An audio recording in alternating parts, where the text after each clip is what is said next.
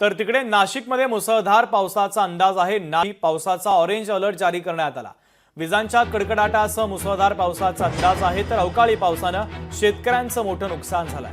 हवामान विभागाच्या वतीने आज ऑरेंज अलर्ट तर पुढील 3 दिवस पावसाचा येलो अलर्ट नाशिकमध्ये देण्यात आलेला आहे। नाशिकसह परिसरामध्ये गेल्या 3 ते 4 दिवसांपासून सोसाट्याचा वारा आणि अवकाळी पाऊस कोसळतोय।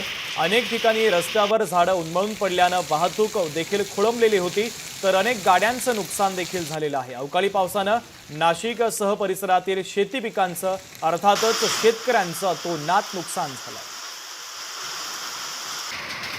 आपले नाशिकचे प्रतिनिधी महेश महाले आपल्याशी जोडले जात आहेत। नुकसानीच्या संदर्भात एकंदरीत अवकाळी पावसाच्या संदर्भातले अपडेट आपण घेऊया। महेश, गेल्या 4 ते 5 दिवसांपासून नाशिकमध्ये सोसाट्याचा वारा, विजांचा कडकडाट आणि मुसळधार पाऊस पडतोय। अनेक ठिकाणी झाडं उन्मळून पडण्याच्या घटना देखील घडलेल्या होत्या। अनेक वाहनांचं नुकसान त्यामध्ये झालेलं आहे आणि सगळ्यात महत्त्वाचं म्हणजे शेती पिकांचं अतोनात नुकसान या अवकाळी पावसानं केलेलं आहे। अधिकचे अपडेट नेमके काय आहेत?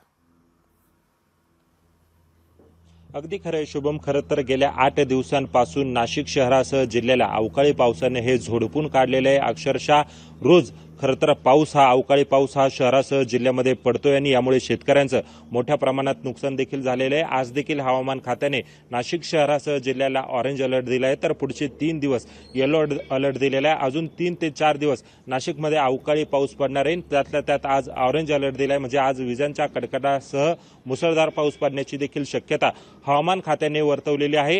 हे जरी इकडे अवकाळी पाऊस पडत असला तरी दुसरीकडे मात्र शेतकऱ्यांचं देखील मोठ्या प्रमाणात नुकसान झालेलं आहे। नाशिक जिल्ह्यातील बागलाण पट्ट्यामध्ये ज्या ठिकाणी डाळिंबाच्या बागा असतात, डाळिंबाचा आगार ते समजल्या जातं, असं 250,000 हेक्टरवर डाळिंबाच्या फळबागांचं नुकसान झालेलं आहे। तर दुसरीकडे आंबा पिकाचं देखील मोठ्या प्रमाणामध्ये नुकसान झालेलं आहे। सातत्याने पडत असलेल्या या अवकाळी पावसाने शहरालगत जे असलेली जी झाडे आहे ती देखील उन्मळून पडलेली, जवळपास 350 झाडांची ही पडझड झालेली आहे आणि यामुळे खरं तर अनेक वाहनांचं, घरांचं मोठ्या प्रमाणात नुकसान झालेलं आहे। आणि काही दिवसांपूर्वी जर बघितलं असेल तर झाड उन्मळून 2 युवकांचा दुर्दैवी असा मृत्यू देखील झालेला आहे। त्यामुळे एकूणच अवकाळी पावसाने खरं तर नाशिक शहरातील नागरिकांसह शेतकऱ्यांचं मोठ्या प्रमाणात नुकसान होत आहे।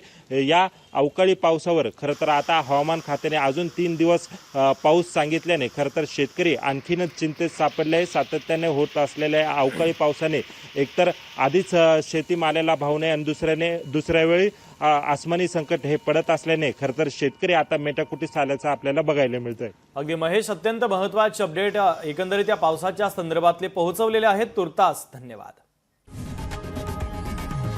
लोकशाही मराठी ऐका, पहा, जागरूक रहा।